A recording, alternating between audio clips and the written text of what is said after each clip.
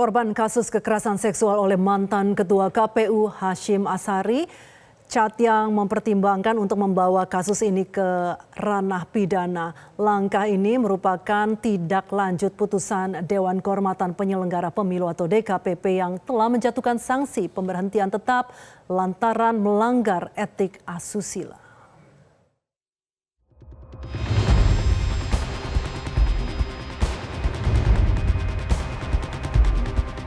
Menjatuhkan sanksi pemberhentian tetap kepada Teradu Hasyim Asyari. Terbukti melanggar kode etik penyelenggara pemilu, yakni perbuatan asusila dan penyalahgunaan jabatan relasi kuasa.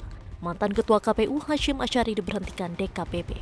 CAT selaku korban asusila mempertimbangkan membawa kasus pelecehan seksual itu ke ranah pidana dengan melaporkan mantan Ketua KPU Hasyim Asyari ke polisi.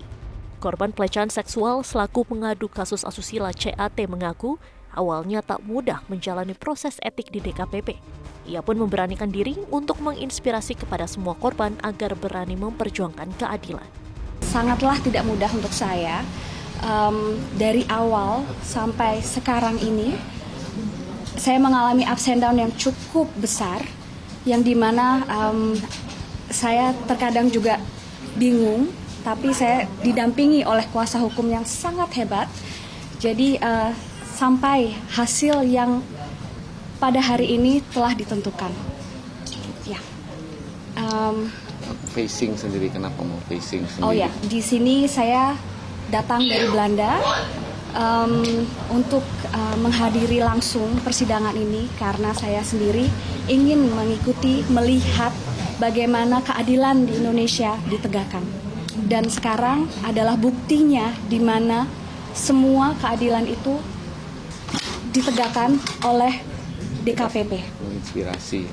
Dan juga saya ingin memberikan inspirasi kepada semua korban, mau kasus apapun itu. Meski mengaku puas dengan permohonan yang dikabulkan DKPP, kuasa hukum korban Maria Dianita Prosperiani menyatakan masih melihat situasi ke depan. Maria menyebut proses di ranah pidana akan membutuhkan waktu ekstra bagi CAT yang tak berdomisili di Indonesia. Sebab bukti utama di kasus kekerasan seksual adalah keterangan saksi korban. Oleh sebab itu hingga kini korban CAT masih mempertimbangkan untuk membawa kasus pelecehan ini ke ranah pidana. Terkait dengan pidana itu perlu diajukan kembali dan masih jadi pertimbangan dari klien kami dan kami juga begitu. Karena memang klien kami ini kan tinggal di luar negeri ya, di Belanda, sudah memiliki kehidupan lebih yang menetap di sana seperti itu, dan kita tahu sendiri ya kalau yang namanya perkara pidana itu khususnya terkait KS, bukti utamanya itu kan terkait dengan keterangan saksi korban begitu. Di sini ya jadi akan kami rasa perlu ekstra untuk takes time ekstra dari CAT untuk bolak-balik seperti itu. Jadi itu masih menjadi pertimbangan. Namun ini yang jelas selangkah lebih dekat, one step closer ke pengajuan pidana seperti itu. Menurut pakar hukum pidana Jamin Ginting, kasus pelecehan seksual yang dilakukan oleh ex-ketua KPU Hasyim Asyari terhadap CAT bisa dibawa ke ranah pidana. Jamin menyebut berdasarkan Undang-Undang Tindak Pidana Kekerasan Seksual atau UU TPKS, keterangan korban cukup menjadi bukti yang sah, terlebih lagi dalam hal ada relasi kuasa. Pertama, pidana terkait pidana umum yang diatur dalam KUHP kita tentang percabulan. Yang kedua, terkait dengan Undang-Undang TPKS ya, kekerasan seksual. Nah, kalau di TPKS itu Undang-Undang tentang kekerasan seksual, alat bukti itu berbeda dengan pidana umum. Dia cukup dengan keterangan korban dan alat bukti lain. Nah, keterangan korban itu dianggap alat bukti yang sah. Kenapa?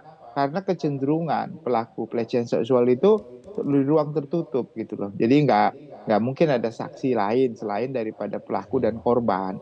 Sehingga dalam undang-undang itu dikatakan keterangan korban dan itu sudah cukup menjadikan dia sebagai bukti yang sah begitu. Sehingga di TPKS itu memang kekerasan itu kan ada yang fisik dan fisik. Nah, termasuk juga terkait dengan relasi kuasa. Apalagi yang terkait dengan relasi kuasa ya, tentu kan sulit ya untuk kita bisa orang lain gitu ada selain daripada korban dan juga pelaku di situ. Dari Jakarta, Tim Liputan Metro TV. Jelajahi cara baru mendapatkan informasi. Download Metro TV Extend sekarang.